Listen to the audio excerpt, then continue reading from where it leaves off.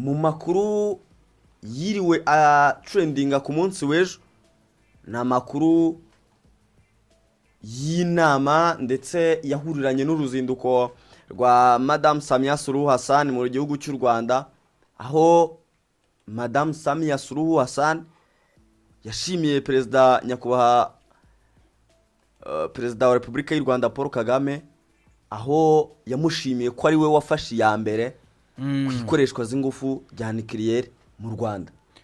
Yego Samia Suluhu Hassan yashimiye perezida Kagame nk'uko bitubwiye. Perezida wa Tanzania Samia yashimiye Paul Kagame wakoze ubutaruhuka mu guharanira ko Afurika nayo yaza imbere muri gahunda zo kwisunga ingufu za nucleaire mu iterambere. Yabigarutseho kuri uyu wa 19 Gicurasi 2026 ubwo yari ari mu nama nyafurika yiga ku iterambere ry'ikoreshwa ry'ingufu za nucleaire. Inama izwi nka NEISA, Nuclear Energy Innovation Summit for Africa, yabaye kuva kuri uyu wa 19 kugeza 21 Gicurasi 2026. Rwanda rwayakiriye, twari tubireba wenda nyuma yuko Samia yamushimiye hari amasezerano yo turahita tuyagarukaho. Rwanda twatuyakiye ku nshuro ya kabiri. Yatangijwe ku mugaragaro na Perezida wa Repubulika, yitabiriwe n'abarenga 200 barimo n'abakuru b'ibihugu na za guverinoma nka Perezida wa Tanzania Samia Suluhu Hassan yari ahari, ari naho hasinyiwe amasezerano yagiranye n'u Rwanda n'ubundi. Perezida w'inama y'abaminisitiri ya Togo Faure Esozima Nyasimbe n'abandi. Perezida Samia Suluhu Hassan yashimiye Perezida Kagame waharaniye ko izi ngufu zikoreshwa hagamijwe amahoro mu gihe umugabane ari wo wasigaye inyuma muri uru rwego. Afurika y'Epfo nicyo gihugu rukumbi gikoresha ingufu za nucleaire muri Afurika. Ugiye kureba uku kumushimira bifite ishingiro kuko hari amasezerano n'ubundi babagiranye, n'ubundi twagiye tubibona mu minsi yashize. Perezida wa Repubulika, ibigo bagiye bagirana ibiganiro, ubona ko abishyizemo imbaraga kugira ngo izi mbaraga zibe zatangira gukoreshwa mu Rwanda ndetse zigire na byinshi zidufasha. Kuba rero ibi byarabaye nta n'utamushimira. Niba zamaze kugera mu Rwanda zahageze ni urugero ku bindi bihugu, ntabwo numva ko nta utamushimira, kuko niba ateye iyo ntambwe n'abandi baturanyi babonaga ko bidashoboka bizabatera izo mbaraga. Igihari nuko yamushimiye ko ari we washyize imbaraga mu kongera gutekereza kugarura izi ngufu, igitekerezo cyo gukoresha izi ngufu za nucleaire hano ku mugabane wa Afurika. Ndetse nekereza ko bisa naho atari igitekerezo kiri aho ngaho gusa, kuko twabonye ibihugu byinshi bifite n'ubushobozi kurenza n'u Rwanda, ariko aka kanya wenda turibuze kubigeraho. Hamaze no gusinywa amasezerano n'ikigo kizadufasha gutunganya izo ngufu za nucleaire ndetse no kubaka ikigo kizaba kikorerwamo ibyo bikorwa. Gusa ahubwo ndagira ngo duhite tubijyanana n'amasezerano n'urundi yasinywe hagati y'igihugu cy'u Rwanda ndetse na Tanzania benga. N'amasezerano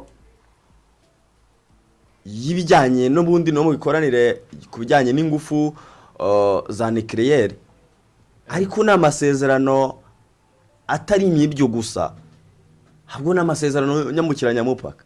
Yego, ibyo ngibyo Govinda birumvikana. ni amasezerano yashyizweho umukono wo kwa 19 Gicurasi 2026 ni mu nama nyafurika yiga ku iterambere ry'ikoreshwa ry'ingufu za nucleaire n'undi ari kwera i Kigali. Akaba ari inama turiho. Inama rundi yatangijwe ku mugaragaro na nyakubahwa Perezida wa Repubulika y'u Rwanda, yitabiriwe n'abarenga 200 Ivan yabitubwiye, harimo n'abakuru b'ibihugu. Amasezerano yashyizweho umukono agamije ubufatanye mu nzego z'ingenzi n'ingufu, kubaka ibikorwa remezo by'ingufu, ubufatanye mu guteza ingufu zisubira, kubaka ibigo byo mu bihugu byombi, ubushobozi n'ubufatanye nyambukiranya mipaka yashyizwe umukono na minisitiri w'ibikorwa remezo w'u Rwanda Dr Jimmy Gasore na minisitiri w'ingufu wa Tanzania Deogratias John Ndejembi bahagarariwe na perezida wa Repubulika Paul Kagame ndetse na Madame Samia Suluhu Hassan. Minisitiri Dr Gasore Govinda yashimiye umubano umaze igihe hagati y'ibihugu byombi ndetse avuga ko amasezerano yasinwe agaragaza ubushake bw'ibihugu byombi mu guteza imbere umubano usanzweho w'ibihugu byombi n'ubufatanye bw'akarere by'umwihariko mu rwego rw'ingufu. Yavuze ko amasezerano yasinwe azafasha ibihugu byombi gufatanya mu nzego zibyungura nko mu gucuruza ingufu, kubaka ibikorwa remezo byabyo, ubufatanye mu bya tekinike n'ibindi bishingiye ku kwihutisha gahunda yo kwihuza kwa Afurika y'Uburasirazuba. Ibi ngibi icyo ubwo batangizaga iyi nama nibwo basinye n'ubundi amasezerano, icyo bishatse kuvuga nuko u Rwanda na Tanzania nk'ibihugu bibiri by'ibituranyi bifite n'ubundi ibintu bihuriyeho, kuko dufite naho duhurira twashyira urwo rugomero, dufite ibindi bikorwa twakorana. Nekereza ko abakuru b'ibihugu barebeye nyine mu isura yagutse n'ubundi nk'abantu bareberera ibihugu byombi, barebye ati se ibundi izi ngufu za nuclear dushaka kuzana twazibyaza gute umusaruro nk'ibihugu bibiri by'abavandimwe, hari igihugu cya Tanzania ndetse n'igihugu cy'u Rwanda, kuko biroroshye gushyira urugomero hariya ku mupaka wa hano za Rusumo. Yego, urwo rugomero rw'ingufu za nuclear wakoreshwa n'ibihugu byombi, yaba u Rwanda ndetse n'igihugu cya Tanzania. Ubundi bakubwira ko u Rwanda na Tanzania bafitanye imishinga itandukanye cyane cyane ijyanye n'ingufu, kuko ibihugu byombi bihuriye ku mushinga w'urugomero rwa Rusumo rufite ubushobozi bwo gutanga megawati 80 z'amashanyarazi. Noneho guhita bashyiraho n'izi ngufu za nuclear zizabyara n'ubundi amashanyarazi, ni ibintu nyine nekereza ko ni ibintu byakoroha, nanone bikaza gutanga umusaruro munini, ahubwo ushobora no kurenga ibyo abantu bari biteze. Uyu mushinga uhuriweho n'u Rwanda, Tanzania n'u Burundi biteganyijwe ko buri gihugu kizahabwa megawati 26 zizacanira abaturage 1,146,000 barimo Abarundi 520, Abanyarwanda 467 ndetse n'Abanyatanzania 159. Urumva adufate ku ruhande rw'ibihugu bibiri u Rwanda na Tanzania, niba ibihugu ku ruhande rw'u Rwanda hazacanirwa ingo 467, urumva uko zingana. None ugahita ushyiraho n'ubundi n'umuriro twari dusanzwe dufite, megawati 70. Muri Tanzania bo bakora amashanyarazi angana na megawati 4,500, ariko muri 2030 iki gihugu kizaba gikeneye hafi megawati 8,000 na megawati 7,000 muri 2050. Urumva ni ibihugu byose bigenda uko bucya n'uko bwije bagira mu iterambere. Yene ndi kubwira Govinda, izi ngufu za nuclear nibaramuka bakozemo urugomero rw'amashanyarazi, asava amashanyarazi azajya acanirwa ingo 467 ku ruhande rw'u Rwanda ndetse n'izindi ngo 159 ku ruhande rw'igihugu cya Tanzania. Hari icyo bigiye gukemura, noneho biza no koroshya. Muribuka ko ku ruhande rw'igihugu cy'u Rwanda bari bafite gahunda y'uko 2030 niba ndi kwibuka neza, kibura 60% by'ingo zajya zicana amashanyarazi. Ntabwo ndi kwibuka neza umwaka, ariko noneho mu gihe urugomero rwaje cyangwa se izi ngufu akongeraho izi megawati, bishobora no gutuma noneho bya bindi bateganyaga byari biri mu igenamigambi y'igihugu noneho haza kurengaho, izibe akiri 60% akaba yaba na 80% muri icyo gihe bari bihaye. Nekereza ko iyi nama yazigiye ndetse n'aya masezerano basinye azigihe azabyara umusaruro ibihugu byombi ku buryo abantu batatekerezaga. Igihe cyo morangarukaho cyo moranibutsa n'abantu uko tujya mu iterambere, niko tuba tugomba gukenera n'ayo mashanyarazi ingufu nyinshi, niko dukenera izo ngufu nyinshi. Rero ngiye nekereza ko n'ubundi nta kidasanzwe kiba cyakozwe mwahangaha, ahubwo umuntu yakwishimira iyo ntambwe kuko ibihugu si ubwa mbere bituranye kuko bimaze igihe bituranye, ahubwo gutekereza kuba bakorana bakaba bahuza imbaraga mu kubaka ikintu ariko gifite imbaraga, ngereza ko aricyo kintu ahubwo umuntu yashimira ibi bihugu byombi, ndetse nka perezida Samia Suluhu Hassan ndetse na nyakubahwa perezida wa Repubulika y'u Rwanda Paul Kagame. Urabona ko kuva Samia Suluhu yaza ku butegetsi bwa Tanzania birasa naho yashyize imbaraga gukorana n'ibihugu ariko ahereye ku bituranye, ko twagiye tubona mu minsi ishize nibwo His Excellency yarari mu gihugu cya Tanzania. Yego, yavuyeyo asimburana na perezida Ruto wa Kenya. Yego, twabonye Samia Suluhu ari mu gihugu cya Uganda mu irahira rya Museveni. Kuri Burundi yo sinzi ngo aba yaje ate. Yego, ariko isaha n'isaha nawe tuba turi bumubone bagize aho bahurira, cyane ko nko mu gihugu cya Uganda mu irahira rya Museveni aba bombi barahahuriye, yaba perezida Ndayishimiye Evariste Neva ndetse na perezida Samia Suluhu. Yenekereza ko n'ubundi Samia yego n'umwe mu ba perezida bari gushaka gukorana n'amahanga cyane, ariko nanone akaba ari gukorana na perezida w'u Rwanda, perezida Paul Kagame. Yego, noneho nawe ushyira cyane imbaraga mu guteza imbere imikoranire mpuzamahanga hagati y'u Rwanda ndetse n'ibindi bihugu. Ariko nkifuza ko iyo nkuru tutayisoreza aha.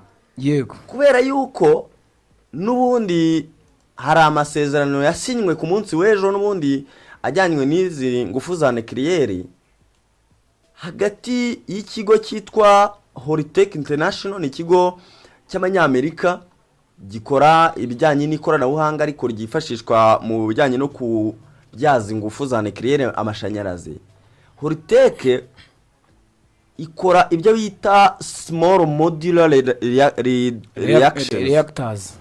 Noneho izo ngizo zikaba zifasha mu kubyaza ingufu amashanyarazi izi nucleaire, ndetse iki kigo kikaba kizaha u Rwanda izo mu bwoko bwa CSMR 300 ari nazo u Rwanda rushaka kubaka. Nyine murabizi ko muri sije twabwiye abantu yuko hari umushinga wo kubaka ikigo kitunganya ibijyanye n'ingufu za nucleaire ariko bazafashwamo n'igihugu cy'u Burusiya. Ndetse nyine ubwo mu bijyanye nuko twamaze kubona uburyo batangiye gushaka kudetekta aho bazacyubaka icyo kigo, batangiye gushaka noneho n'ibikoresho, ari no mpamvu basinyanye na Holtec. Ndetse bakubwira yuko iki kigo ni ikigo cyigenga kiba hara muri Leta Zunze Ubumwe za Amerika. Urumva umuntu ashobora guhita atekereza ko bigiye kubakwa n'Abarusiya hakaba hajemo Amerika. Yego, ariko iki kigo cyo kigurisha ibikoresho gusa. Noneho Abarusiya bakaba bazafasha mu kubiteranya no kubaka. Yego, rero iki kigo ni ikigo ubwo cyasinye amasezerano n'u Rwanda binyuze kuri minisitiri cyangwa umuyobozi w'ikigo cyitwa Rwanda Atomic Energy Board. Kigo nyine kiyobowe na Dr. Fidel Ndahayo, aho yavuze ko ari intambwe ikomeye ishyira iherezo ku kazi kari kamaze iminsi gakorwa nubwo basinya amasezerano hagati y'u Rwanda n'Uburusiya yo gukorana. Ndetse we yavuze ati turacyari gukora ariko biri hafi kurangira, ariko u Rwanda ruzwi nk'igihugu cyakira ibitekerezo bishya.